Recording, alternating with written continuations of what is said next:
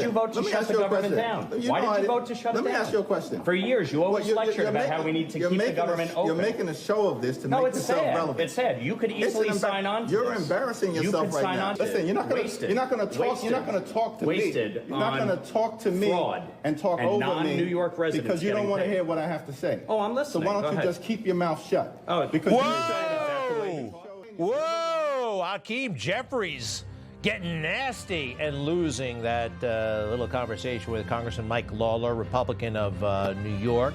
Hakeem Jeffries, the minority leader, this government shutdown stuff. Congressman Byron Donalds joins us, Republican of Florida, and he is a candidate for governor of Florida. The election is next year. We're pulling for you, sir. What did you make of that exchange? And I think Lawler was a clear winner, and the other guy got nasty and personal. And more importantly, where are we on the shutdown? How you doing? Well, first, I'll tell you, good job by Mike Lawler, my colleague out of New York, for stating the facts. The fact of the matter is they're holding the government hostage to spend another $1.5 trillion in reckless spending on top of trying to keep alive Obamacare, which has been the worst health care policy the nation's ever seen. Deductibles have gone through the roof since it was passed. Premiums through the roof since it was passed. It's not affordable. And so Democrats want to try to lecture everybody on standing for the American people. Two things that need to be said very clearly. Number one, the Democrats know that the Affordable Care Act is an oxymoron. It is not affordable health insurance. But number two, when they had full control over Washington, D.C., they could have made these premium tax credits permanent. They chose not to. And the reason they chose not to was to have a weapon that they could wield politically against the backs of the American people.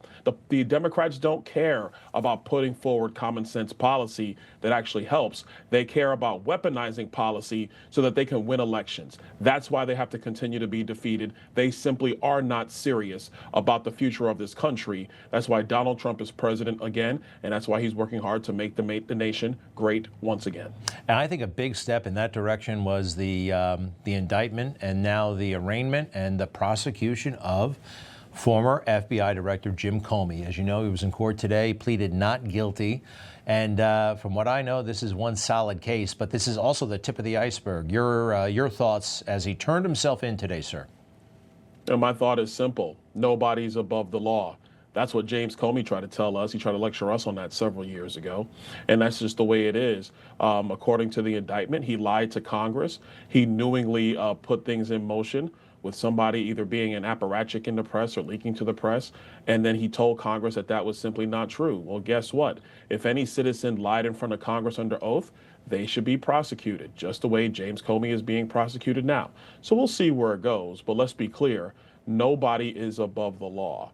And it's about time that we have people who are going to hold Democrats and Democrat apparatchiks accountable the same way they wielded the justice system to go after their political rivals.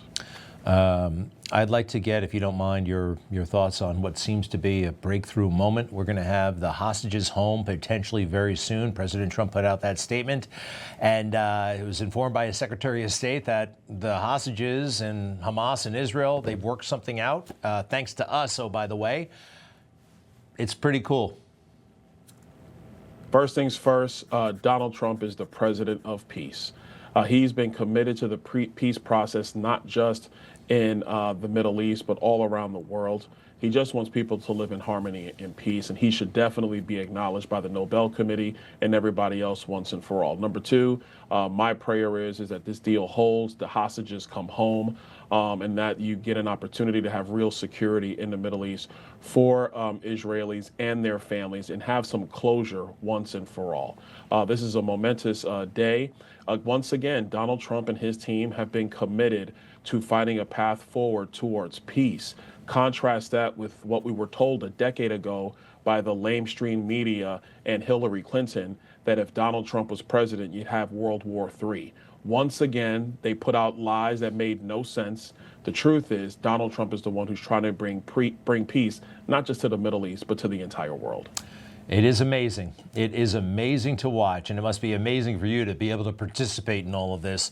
Congressman Byron Donalds, Republican of Florida. Go to ByronDonalds.com, ByronDonalds.com. Some very interesting things going on. You're running for governor. The primary is August of next year, which will be here before you know it.